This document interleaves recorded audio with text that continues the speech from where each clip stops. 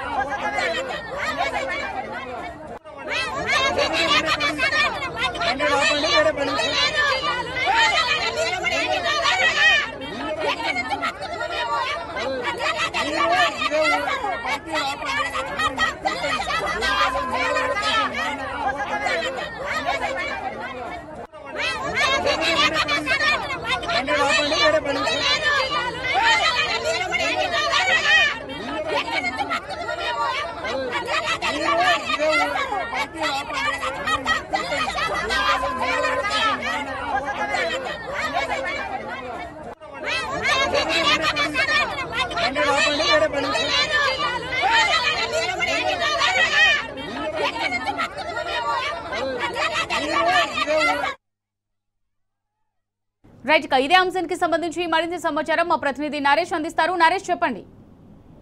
అమూల్య, ఉమ్మడి మహబూబ్ నగర్ జిల్లాలో రైతులను యూరియా కష్టాలు వెంటాడుతున్నాయి. రోజుల తరబడి యూరియా బస్తా కోసం కేంద్రాల చుట్టూ తిరగాల్సి వస్తుందని రైతులు ఆవేదన వ్యక్తం చేస్తున్నారు.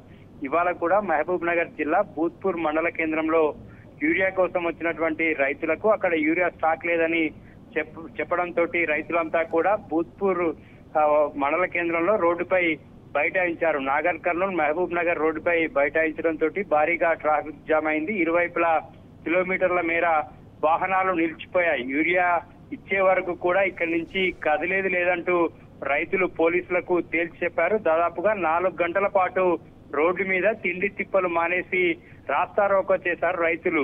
ప్రభుత్వం ఓవైపు యూరియా కొరత లేదని చెప్తున్నప్పటికీ కూడా క్షేత్రస్థాయిలో మాత్రం రైతులు తీవ్రంగా ఇబ్బంది పడుతూ ఉన్నారు. పంటకు సరైనటువంటి సమయంలో యూరియా వేయకపోతే పంట దిగుబడి రాదని పెట్టిన పెట్టుబడి మొత్తం నష్టపోతామని రైతులు ఆందోళన చెందుతున్నారు. ఈ నేపథ్యంలోనే రైతులు ఇవాళ కూడా యూరియా కోసం వచ్చినటువంటి రైతులంతా కూడా అక్కడ స్టాక్ లేదని చెప్పడంతో రైతులు ఆగ్రహంతో కాంగ్రెస్ ప్రభుత్వంపై మండిపడుతూ ఉన్నారు. ఓ దశలో పోలీసులు రైతులందరినీ కూడా అక్కడి నుంచి పంపించేటటువంటి ప్రయత్నం చేసినటువంటి సందర్భంలో రైతులకు పోలీసులకు మధ్య వాగ్వాదం జరిగింది. ఎట్టి పరిస్థితుల్లో ఇక్కడి నుంచి లేచేది లేదని చెప్పి రైతులు తేల్చి చెప్పారు. మొత్తం మీద ఉమ్మడి పాలమూరు జిల్లాలో దాదాపుగా 2 నెలలు కావస్తుంది. నిత్యం ధర్నాలు, రాస్తారోకోలు, ఆందోళనలతోటి రైతులంతా కూడా ఈ యూరియా కోసం ఇబ్బందులు పడుతూ ఉన్నారు.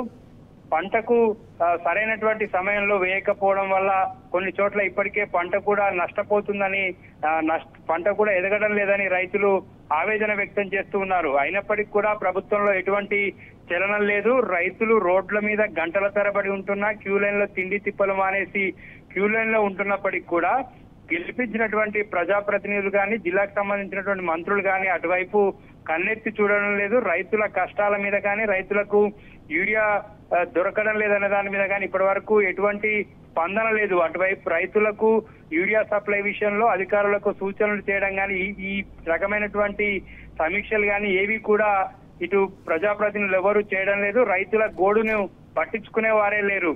దీంతో రైతులంతా కూడా తీవ్రంగా ఇబ్బంది పడుతూ ఉన్నారు. డిమాండ్ కు తగ్గట్టు సప్లై లేకపోవడం వల్ల రైతులకు యూరియా కష్టాలు వెంటాడుతున్నాయి. దాదాపుగా 2 నెలల నుంచి కూడా ఇదే విధంగా రైతులు యూరియా కోసం ఇబ్బంది పడుతున్నారు.